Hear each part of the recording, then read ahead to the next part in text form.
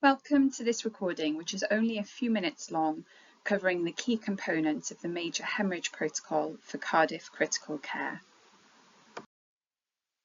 This video is intended for only those who are working on Cardiff critical care.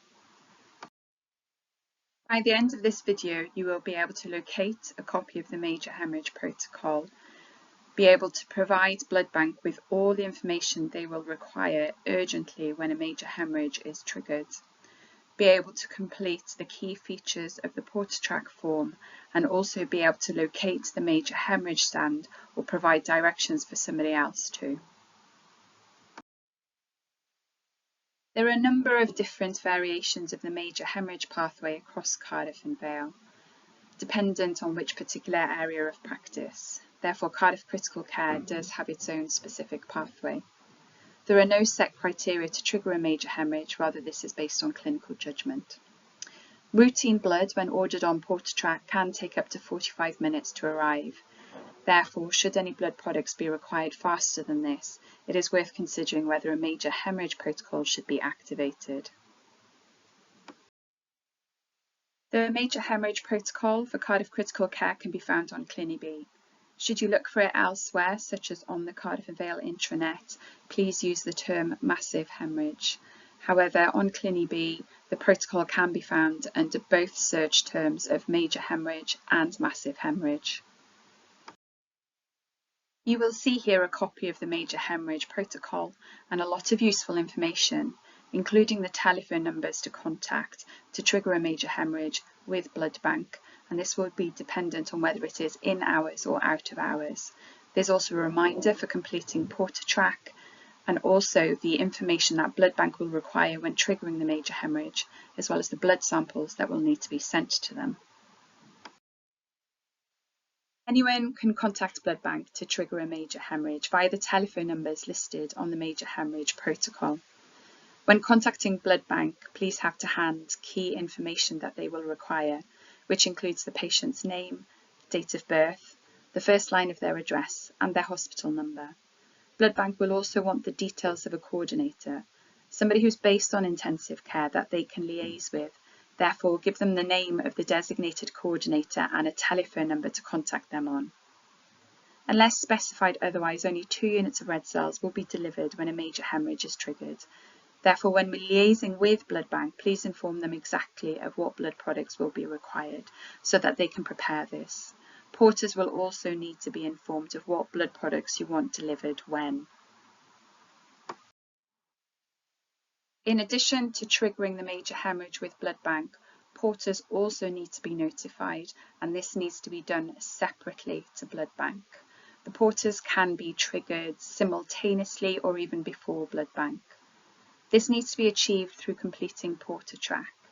The icon for PortaTrack is on every computer on the intensive care unit. It can be a little bit complex to complete, and the nursing staff have a great deal of experience with this. Therefore, it's recommended we delegate this task to them. When you click on the PortaTrack icon, it will take you to a screen where you then click on New Task, and you will then see this form. When completing the form, under task type, please put in MH2 massive hemorrhage and not massive hemorrhage resus.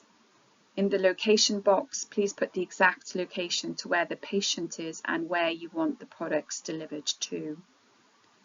The ward requester should be completed with the name of the person filling in this form, and the name to go in next to requested by is the doctor who has triggered the major hemorrhage. Under comments, please put those key information details, which is the patient's name, date of birth, the first line of their address, their hospital number, and the name of the coordinator, that's the link person between ICU and blood bank. Triggering a major hemorrhage on PortaTrack will designate a porter to this event and will be the go-between carrying the products from blood bank to critical care. They will have no other tasks to do. Therefore, when the major hemorrhage protocol is no longer required, please stand them down. Under ideal circumstances, blood products as part of a major hemorrhage should be given via a fluid and blood warming device. This can be found on the major hemorrhage stand, which is located in the A3 emergency preparedness room. It's also worth considering allocating specific colleagues to check the blood products, as well as to complete all the documentation, so that this is available for the blood bank audit trail. The A3 emergency preparedness room is found in the A3 North zone. You will find this close to the nursing desk and opposite bed 24. On the major hemorrhage stand, you will find the fluid and blood warming device and the relevant giving sets and cassettes to set up with this. Please be mindful that should different blood group products be given, then the giving set should be changed. In addition, there is a different set for platelets. On the stand, you will also find a copy of the major hemorrhage protocol, a laminated chart to be able to keep track of all the blood products that have been given, as well as an envelope to store all the blood product slips. This app, developed by NHS Blood and Transplant, has a lot of useful information with regards to the administration of blood products.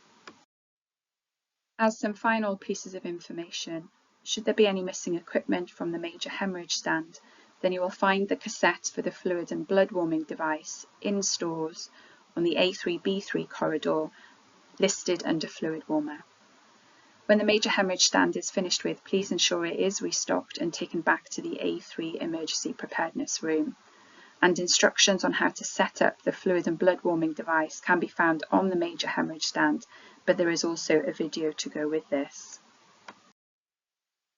Should you have any questions or queries with regards to the major hemorrhage protocol for Cardiff Critical Care, then please contact any of the 3 people listed on this slide.